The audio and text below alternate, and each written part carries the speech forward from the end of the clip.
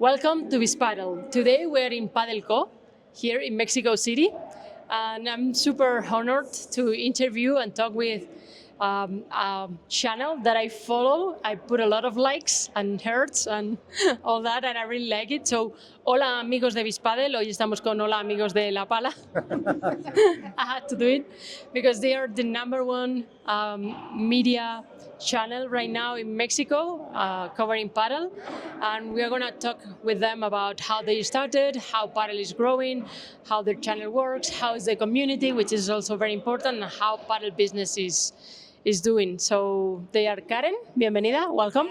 Hi, Rosa. Thanks for this interview. No, of course. You organize all this, so I'm super thankful. Javier, tú eres la cara más visible, you're like the most known. Yes, thank you for inviting us in this interview. I'm honored to be here with your public.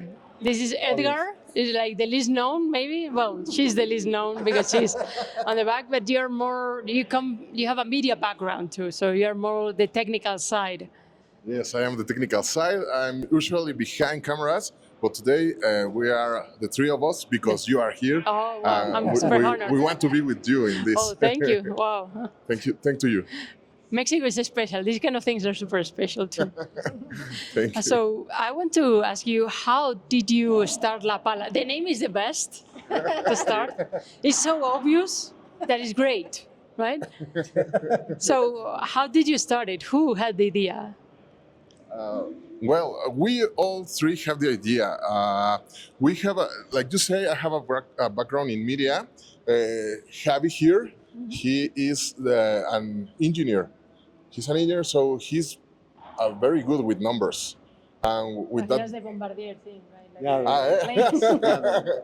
But it's not the same bombardier, but yeah, this is a paddle brand. Wow. Yeah, but I know what you're Mexican. talking about, bombardier, like the trains and the planes. But he has a background liking sports a lot, so he knows the names, the statistics, everything. And Karen is a digital marketing Okay. specialist. Yeah, so You're like the perfect team. yeah, that's Yeah, But also but there's a small story because you are brother and sister, right? Siblings, and Ah, you that's are right. his boyfriend.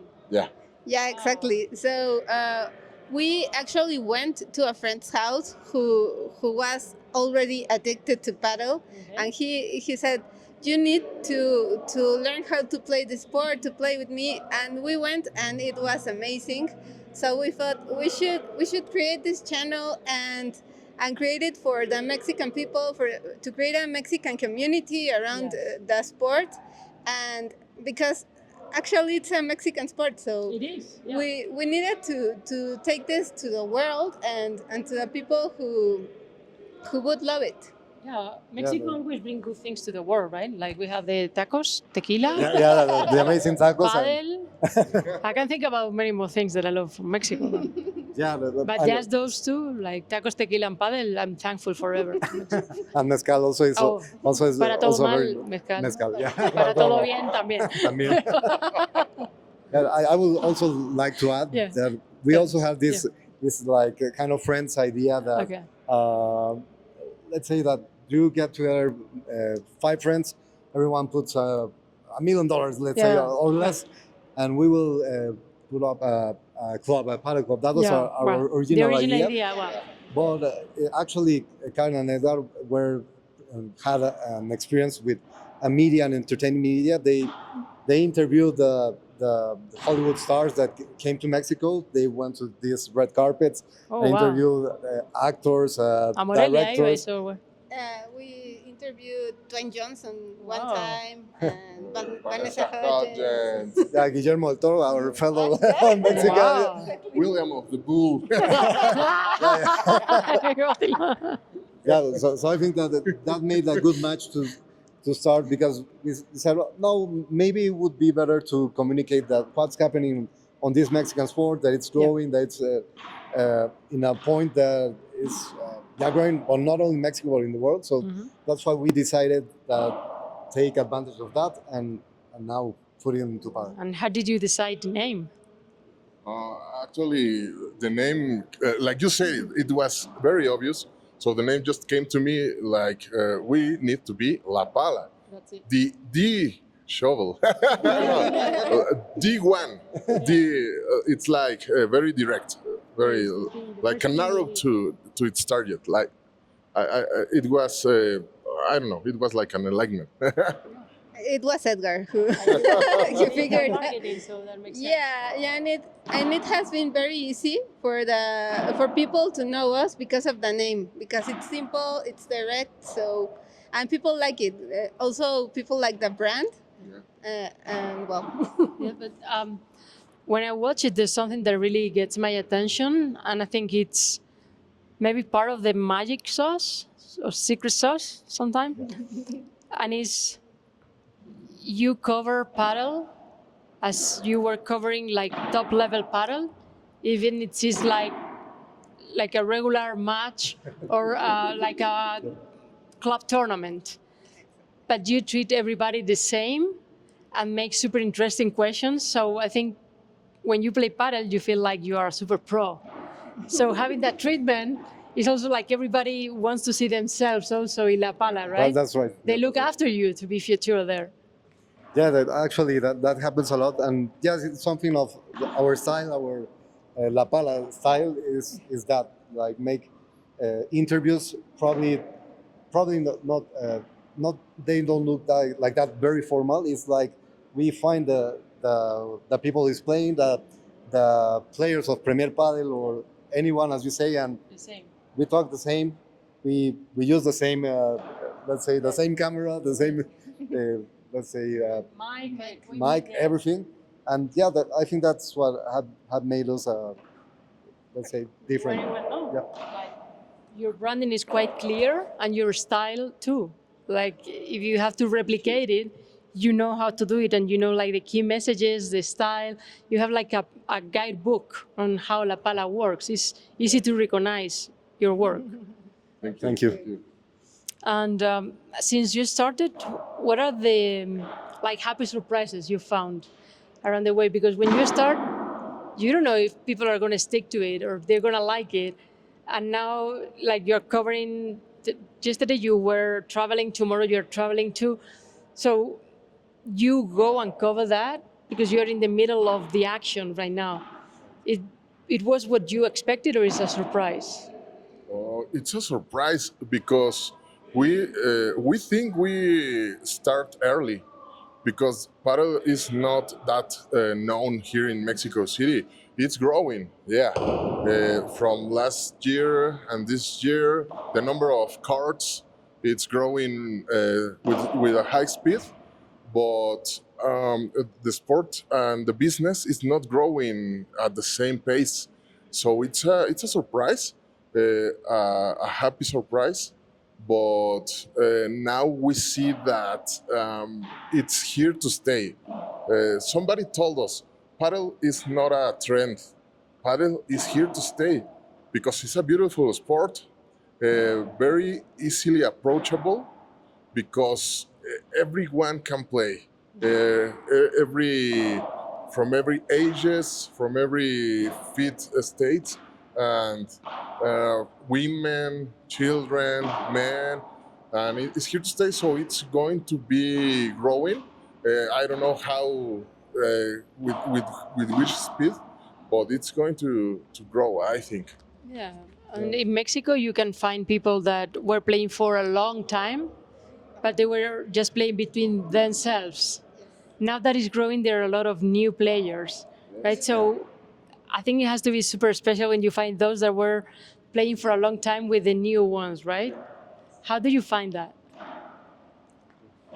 well, as you were saying in the interview with you, actually the pandemics were like the moment in time where paddle exploded in Mexico.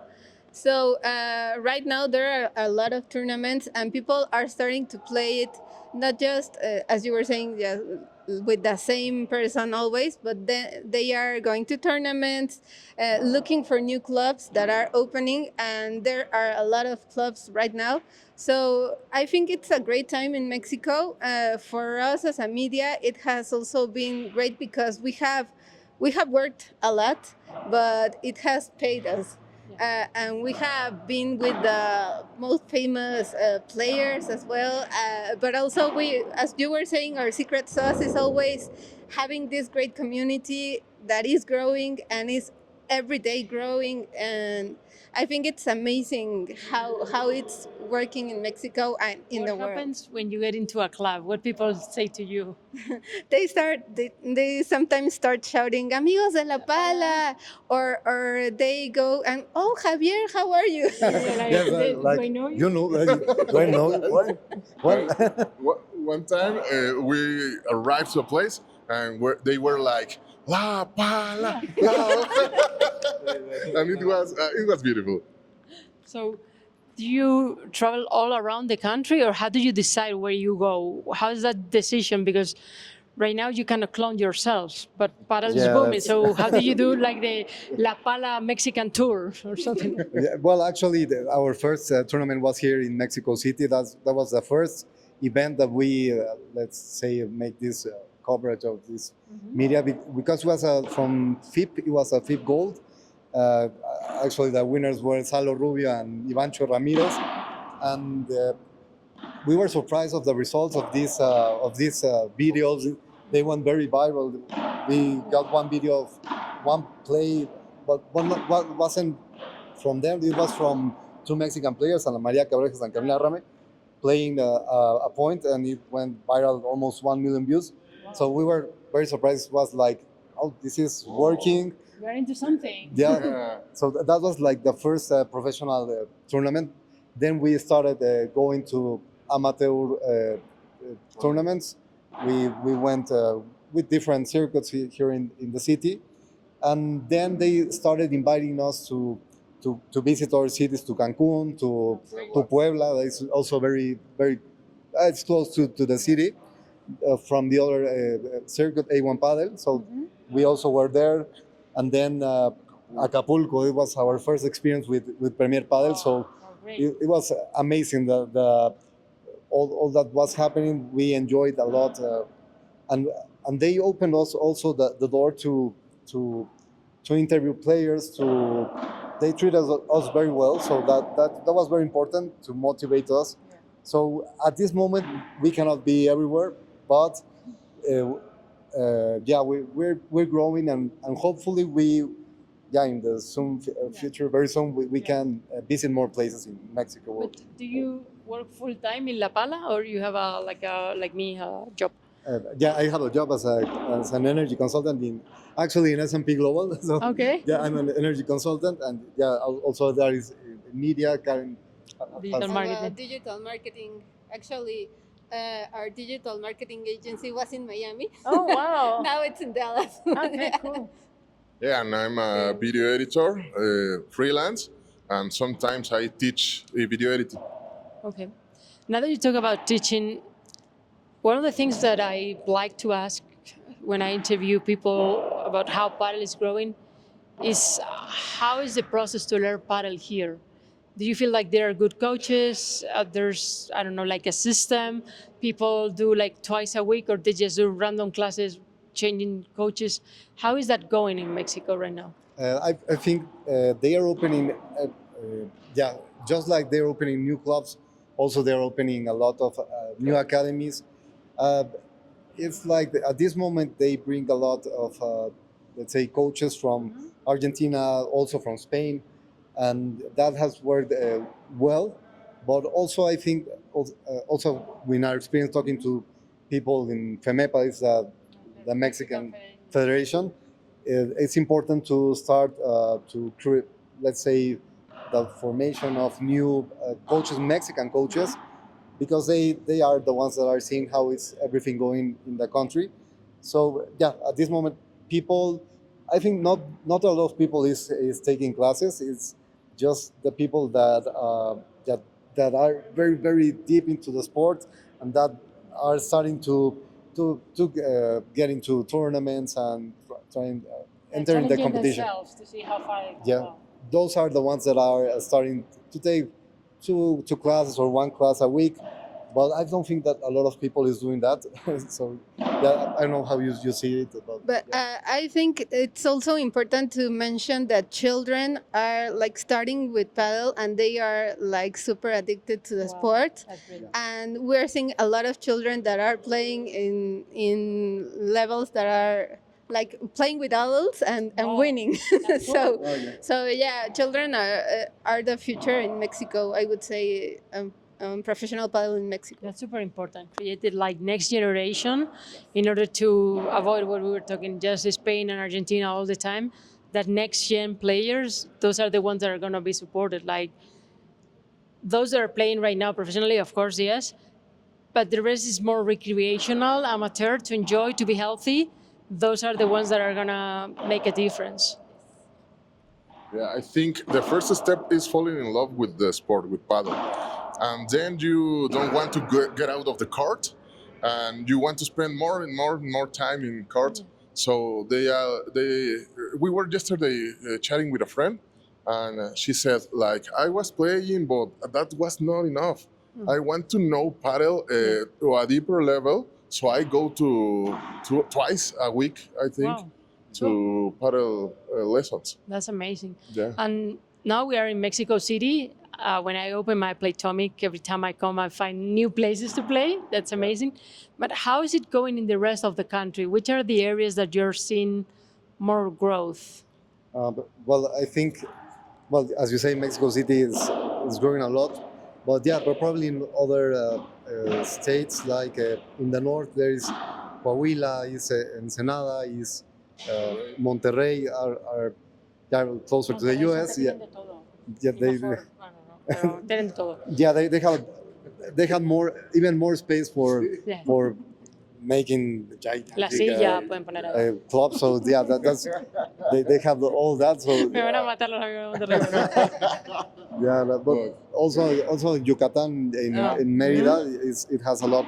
Puebla, Querétaro, there are, there's going to be important paddle hubs that even some of the best players are not in Mexico City. They're concentrated It's good that in it's other areas. distributed. Yeah, That's it's good for the distributed. sport too. Yeah, and San Luis Potosí even.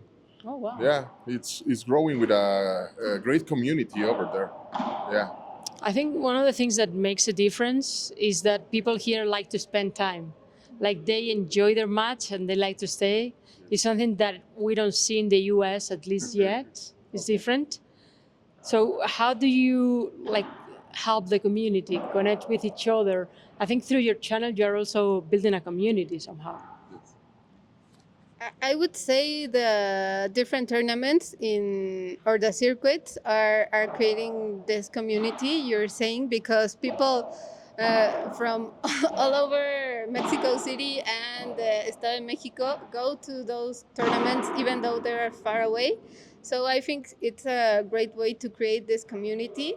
Also, going back to the last question, well, in Mexico City, there's a lot of traffic, so No. so you, yeah, I know. So it's kind of different from other states that it's super fast to get to a court. However, here you need to stay more. So and people like stay like 2 hours, 3 hours playing, and it creates a great community. Also, after paddle, go from for beer. Like gasoline. Yeah. Yeah. We have a say. We say chelitas and paddle, Okay. beer and paddle. Okay. Like I think the slogan in this club is like beer and paddle, Ah. right? Yeah, they have that slogan over Oh, there. this club is Yeah. amazing. When I enter, there's like a little underground, Yeah, a like little urban, underground, cool. yeah. Like Yeah, but the it's- community is great, and like paddle is they are calling the new golf. Yeah. Because even business are closing in the Playing, middle of yeah. these walls, yeah. And I don't know, like if you always need 4 players to play, and maybe you don't know the other 3, but you want to play, so Yes. go. Yeah, No, that's that's like an great. activator. Yeah. And from a commercial point of view, how do you see like the industry in the way that do you find sponsors? Do you feel like there are several brands that are like supporting? Like right now, they told us Evian is the new sponsor in the club, water sponsor. So in general, not meaning like sponsoring the channel, but in general, do you see that Padel is attracting more investment, not just to create clubs, but also brands that want to be like related to Padel? That's a tricky question because yes and no. Uh, Padel is attracting new brands, brands and investments, but not that fast. You have to convince them. You have to go and tell them this is Padel and this is growing like crazy all over the world. Maybe here in Mexico it's not that known, but it's growing. But you have to battle a lot to convince them. Yeah, because it's difficult. But there are brands that are like just looking from far away. Yeah. And they are like, oh, that's interesting, and they go with us, for example, or with a court, and tell me about paddle. How can I help you? Or maybe how can I put my products and services here? Something like that. But it's like, it's struggling. Yeah. And also, they are sponsoring a lot of players right now. So we are now seeing, like as I was saying, children, young players, amateur players as well.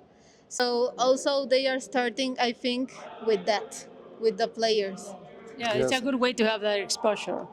Yeah, and also, as Edgar was saying, not all the brands, but if you see the amateur tournaments, there are a lot of sponsors, but you can see banks, you can see real estate, you can see food, you can see of everything. Yeah. So yeah, actually, it's attracting, but as Edgar says, probably the circuit has to knock different doors and see who's opening. And also, I think, for example, paddle brands of palas of paddle rackets, they still don't have a lot of trust in Mexico. Okay. I think little by little, and Mexico, I think it has a lot of potential.